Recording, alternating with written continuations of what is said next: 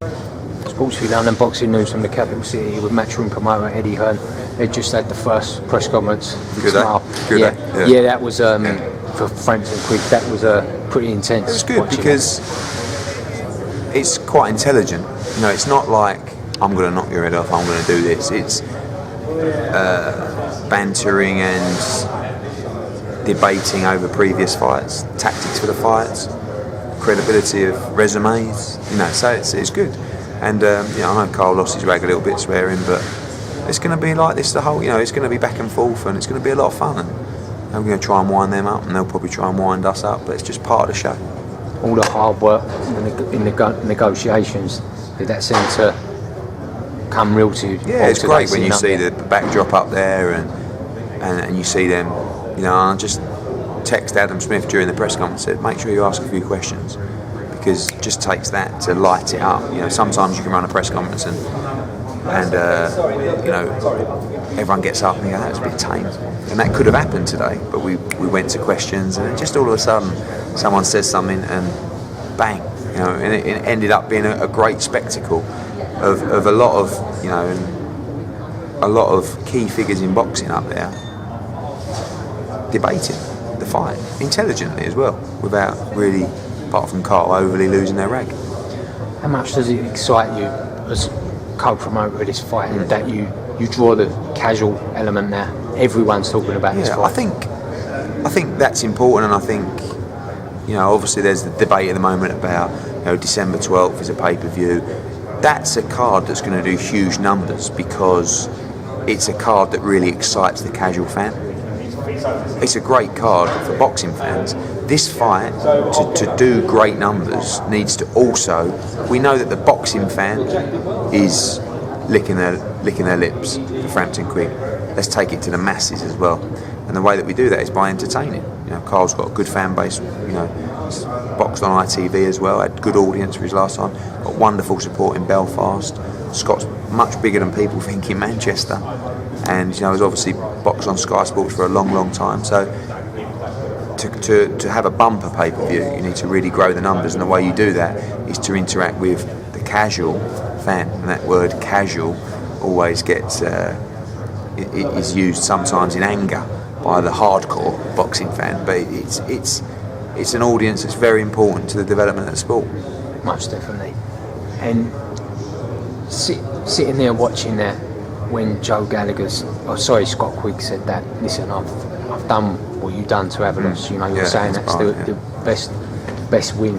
Did you almost lick your lips at that and just think, yeah, you know, we go into this fight and we don't go in sort of believing, we are going knowing. Yeah, listen, Scott is so confident, and Joe is too. Joe thinks that this is an easy fight, and Scott takes Carl Frampton out early, and that's genuine. It's not. Do you believe that? I believe Scott Quigg knocks Carl Frampton out. I do, and I know that, you know, we can roll back footage of me 3 years ago saying Quigg needs it, and I did believe when I had Carl Frampton that he beat Scott Quigg. I didn't really know a great deal about Scott Quigg. He's improved so much as a fighter. We've seen, you know, we know about the frailties of Carl Frampton, and now we've seen it live. So, off the back of the last performance, you have to say Scott Quigg wins this fight. But it's a very, very difficult fight between two exceptional young fighters, and that's why it's such a huge fight. We all know that the gate's been split 50-50. Am I correct in saying that? It's 50-50 split. So Carl Frampton is going to bring an army from Belfast. The atmosphere will be sensational. And always when you're travelling, you're in party mode, aren't you?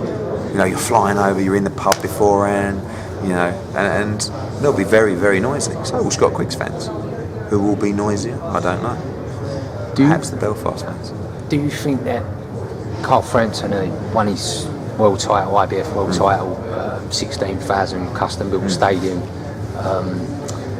in Northern Ireland, and he dealt with that pressure on the night? Do you think that him having done that will set them apart in some way, experience-wise? I think it's a benefit, to an advantage. Scott Quigg beat Kiko Martinez in front of 12,500 people at Manchester Arena. Boxed in London at the O2 in front of 8,000 or 9,000. Boxed on the Froch Groves card in front of 18,000. at the Manchester Arena when he knocked out Silva as chief support. So, you know, I think a lot is on the line for both fighters. I don't think mentally either fighter is going to really crumble. Do you know what I mean? I think they're both competent in that department. I just think it's going to come down to who's the better fighter. A lot was said during the press conference there that almost if Carl would have gone out and destroyed Gonzalez, this fight could never have happened.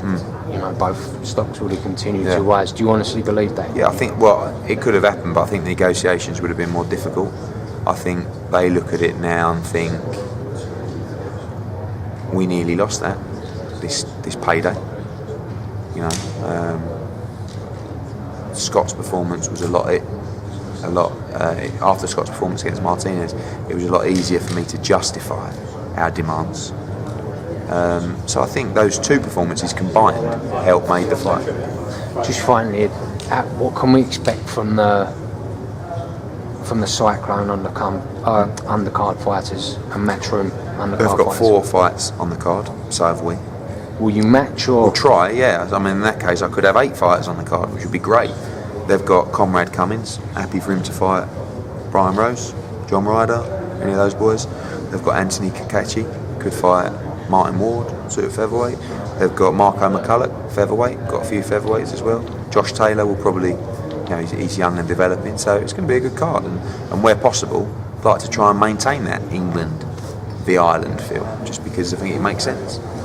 Eddie Hearn, thank you for your time. Much appreciated. Cheers, mate.